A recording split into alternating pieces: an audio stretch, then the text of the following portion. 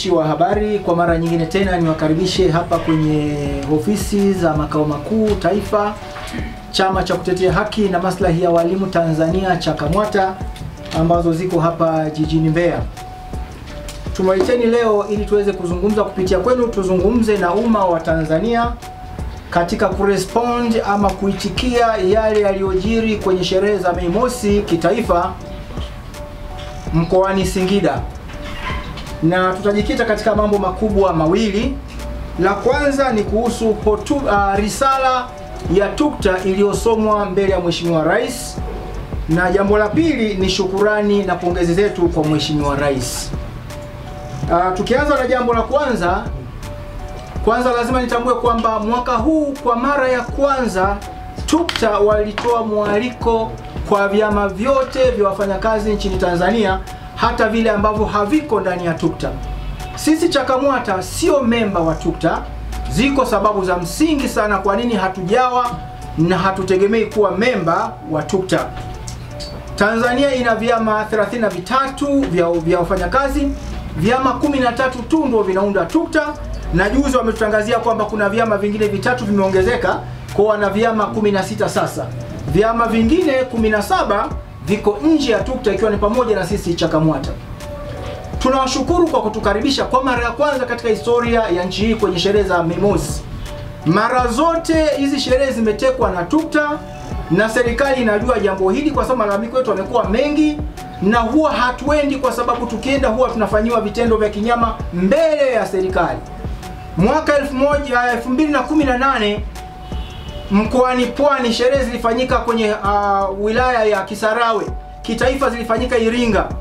CHAKAMWATA tuliposhiriki mahali pale tulipigwa na CWT mbele ya mkuu wa wilaya ambaye alikuwa mgeni rasmi, mbele ya jeshi la polisi na vyombo vya ulinzi vya wilaya vilikuwepo. Tulipolalamika kwa nyaraka na kwa namna zote zile, hatukupewa ushirikiano. Polisi wanasema mwende mkazungumze vizuri wenyewe mkakubaliane na hivi na hivi na hivi na vile. Kwa hivyo huwa hatuendi kwa sababu hivi vyama vimekuwa ni vibabe, vimekuwa kama serikali fulani ndani ya serikali nyingine.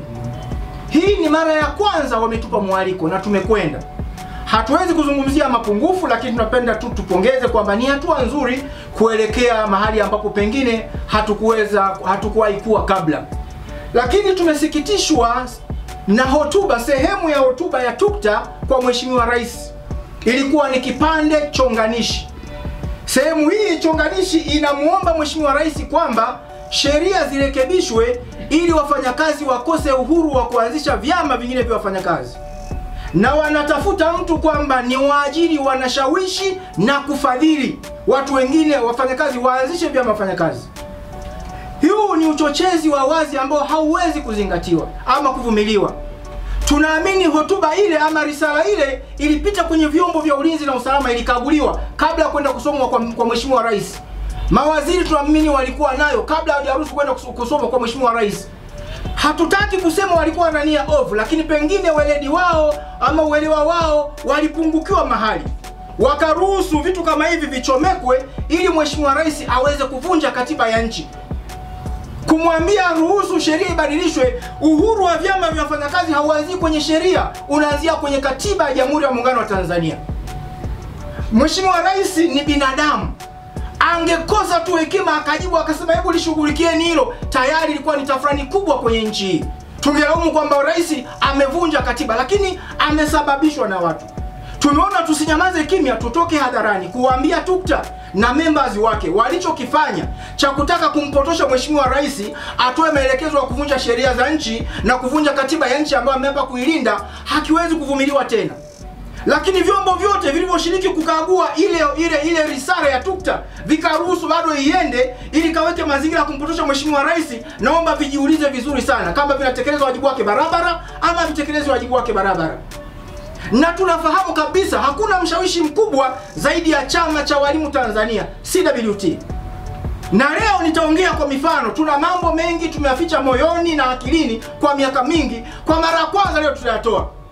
Tangu kusajiliwa kwa CHAKAMWATA na kabla kusajiliwa kwa CHAKAMWATA, chama cha walimu kimefanya njama nyingi ndani ya vyombo vya ulinzi na usalama, ndani ya mamlaka za serikali kuzuia chama cha CHAKAMWATA kisisajiliwe. Hapa nina taarifa yao. Walishawahi kuunda kamati ya uchunguzi ya kuchunguza CHAKAMWATA. wakanunua watu ndani ya CHAKAMWATA, wakawa wanauzia CWT nyaraka. Na hii kamati yao iliongozwa na mtu anaitwa Mpogole, JL Mpogole. Waliandika hii hapa. Humu kuna habari zangu, za familia yangu, za mke wangu, za nani, wakachunguza. Lakini nashukuru Mungu waliandika taarifa za uongo, wakazipeleka wanakozijua mwaka 2017. Hiyo yote ni kuchochea CHAKAMWATA kifutwe hata baada ya kusajiliwa. Baada ya taarifa hii tukapata nyaraka nyingine, hii hapa. Hii inatoka serikalini, kwenye mamlaka za juu za serikali zinaziagiza mamlaka za chini.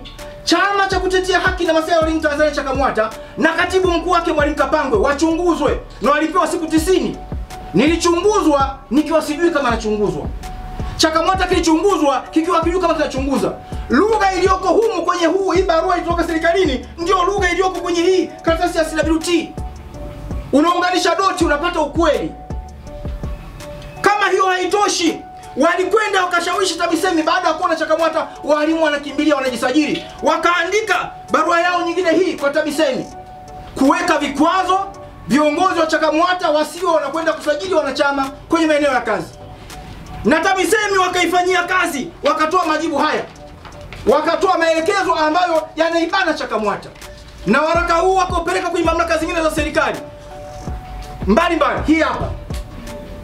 Huu ni ushahidi mchache kati ya ushahidi mwingi tulionao unaofanywa mawasiliano kati ya CWT na mamlaka za serikali kuhusu sisi CHAKAMWATA. Sisi ni Watanzania. Serikali hii ni ya kwetu wote. Tuna haki sawa ndani ya nchi hii. Lakini kuna nepotism, kuna chama ambacho kinaweza kikasababisha hata maagizo ya serikali kuu yasitekelezwe. Tunajua kwenye uchochezi huu ama kwenye hiki kitu alichomchomekea Mheshimiwa Rais, hawa watu CWT lazima wana mkono wao.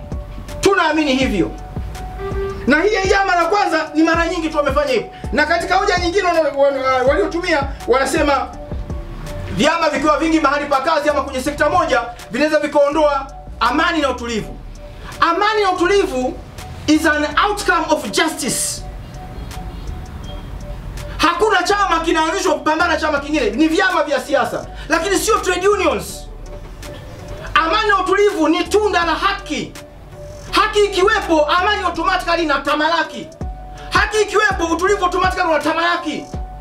Kuna tabia ya watu wengi, naona hata viongozi wakubwa wa dini wakizungumza habari ya nchi, amani na utulivu, lakini they are not going to the root. Chanzo ni haki, ikitamalaki hakuna sababu ya watu kuvurugana. Na tumekuwa na vyama vingi vya wafanyakazi. Ni wapi ambapo ama ni lini palitokea tafrani kwamba haki imeondoka ama utulivu umeondoka? Ushahidi tulionao ni CWT wanatufanyia hayo walimu wengine na wanatazama tuna serikali. Hatuwezi kuvumilia. Rais sio single person kama tunavyoona Mama Samia, ni taasisi. Mama Samia ndio kiongozi wa taasisi, wa Rais ndio kiongozi wa attempt kupotosha chombo ambacho ndio kimeshika roho ya nchi. Kikiyumba kidogo nchi inaharibika, kikifanya kidogo nchi na sheki, kutumbukiza vitu kama hivi. Hiki kitendo tunaomba TUCTA wasikirudie na memba wao wasikirudie tena. Wao wanaenjoy uhuru wa nchi, walianzisha vyama kwa uhuru. Kwa nini hawataki watu wengine waenjoy uhuru wa nchi hii? Wataka kumiliki Tanzania kwa peke yao au Tanganyika kwa peke yao? Tumeona tutoke hadharani tuyazungumze haya. Kwa nini tunazungumza? Yako mengi tunayajua. Kuna waziri aliwahi kupita ofisi ya waziri mkuu akamhoji msajili wa vyama vya wafanyakazi ajieleze kwa nini alisajili CHAKAMWATA wakati kuna CWT.